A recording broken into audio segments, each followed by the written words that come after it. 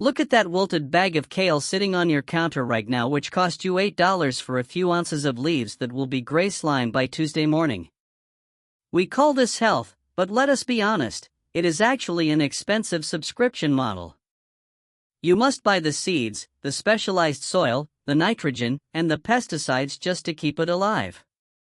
The industrial machine has convinced you that superfoods must be fragile and difficult to maintain.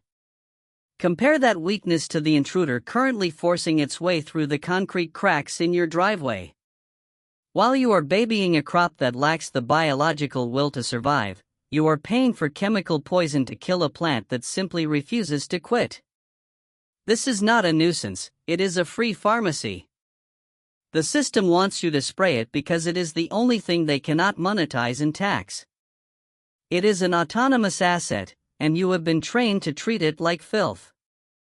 You are paying global giants like Monsanto to eliminate your greatest chance at medical and caloric independence. But why did we start hating the very thing that kept our ancestors alive? The dandelion was never meant to be a pariah. In the 17th century, it was considered so vital to human survival that it was a required passenger on the Mayflower. Our ancestors did not see a weed, they saw an apothecary in a root. It provided vitamin C when the winter stores failed and minerals when the soil was depleted.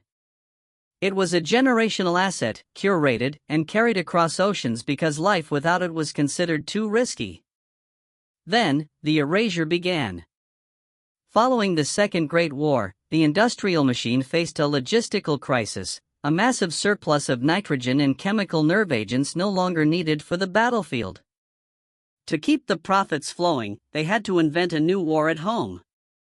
They targeted the American lawn. By manufacturing the aesthetic of the perfectly uniform green carpet, they redefined biodiversity as an infestation. They turned a symbol of resilience into a social stigma of poverty and laziness. If your yard was filled with yellow blooms, you were failing the neighborhood. In reality, the man with the dandelions was the only person on the block with a functional food supply and a working medicine cabinet.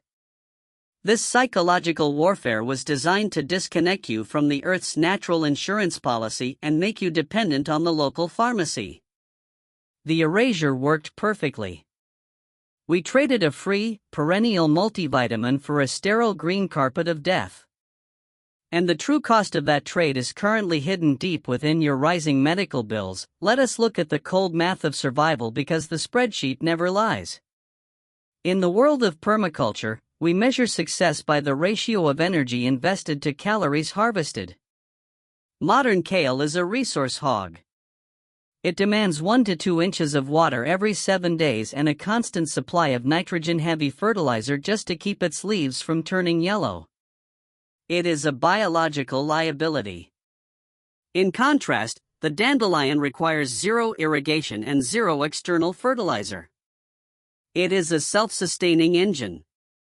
When you run the numbers on 100 grams of each, the disparity is staggering. Dandelion greens provide nearly double the vitamin A found in kale. When you measure iron and calcium, the dandelion either matches or exceeds its cultivated rivals, all while maintaining a lower load of oxalic acid, which often hinders mineral absorption in plants like spinach.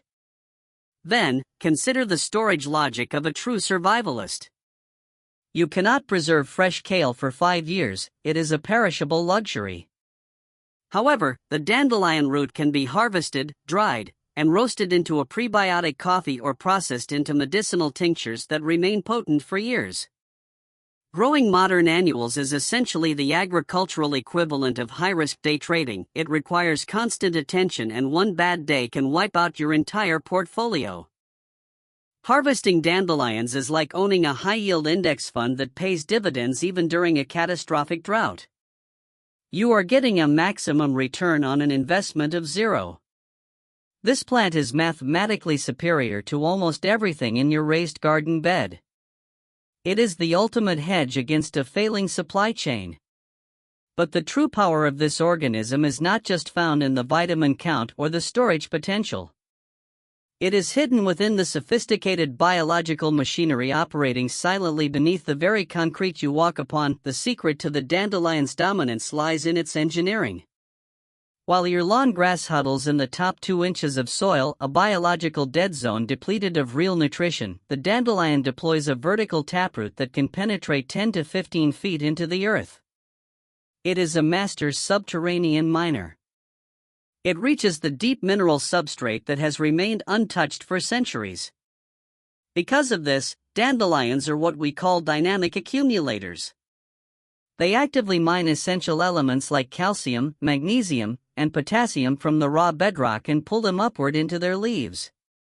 They are essentially biological pumps bringing deep earth wealth to the surface where you can finally access it. This mineral density translates directly into human performance. The plant contains a bitter compound known as taraxacin. This is not a vague wellness claim, it is a specific biological trigger. Taraxacin stimulates your gallbladder to produce and secrete bile, which is the exact mechanism the liver uses to transport and flush fat-soluble toxins out of your body. It is a mechanical reset for your primary filtration system. Beyond your own anatomy, the dandelion acts as a pioneer species in the landscape. It intentionally seeks out compacted, dead soil to perform its work. Those deep roots break up heavy clay and create subterranean channels for oxygen and water to flow freely. It does not just grow in bad soil. It fixes it, preparing the ground for less resilient species to follow. The dandelion is essentially a nutrient delivery vehicle designed to repair what humans have broken through chemical neglect and systemic mismanagement. It is the ultimate engineer of both the human body and the land. It sounds like the perfect survival plant. And it is, but only if you know how to avoid the hidden kill switch that most foragers constantly overlook. Every superpower has a shadow. The very mechanism that allows the dandelion to mine deep minerals makes it a dangerous liability in the wrong environment. Dandelions are hyperaccumulators. If the plant is growing in a suburban lawn treated with 2,4-D, or near an old structure with lead-based paint, it is no longer a miracle cure. It becomes a highly efficient delivery system for industrial toxins. You are not harvesting health, you are concentrating poison within your tissues. You must also master identification. The world is full of imposters like the cat's ear, often called the false dandelion. While consuming a look-alike likely won't kill you, it lacks the medicinal potency of the true Taraxacum officinale. Remember the golden rule of the hairy leaf: the true dandelion leaf is completely smooth and hairless. If you see fuzz, you are holding an imposter that will not help your liver function at all. Then there is the chemical defense mechanism.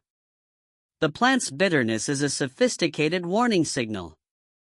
If you harvest during the peak of summer under a full sun, the milky white latex in the stems reaches peak concentration. This fluid is designed to deter pests and can be a severe irritant to the human digestive tract, causing unnecessary distress. This is the plant's way of protecting itself from being over-harvested by mammals. To turn this weed into a weapon for your health, you need a specific tactical protocol. You need to know when to strike and how to process it properly. Your first objective is the purity test. Never harvest within 50 feet of a roadway or any lawn that looks suspiciously uniform. Roadsides are contaminated with heavy metals and chemical runoff. Instead, look for indicator species.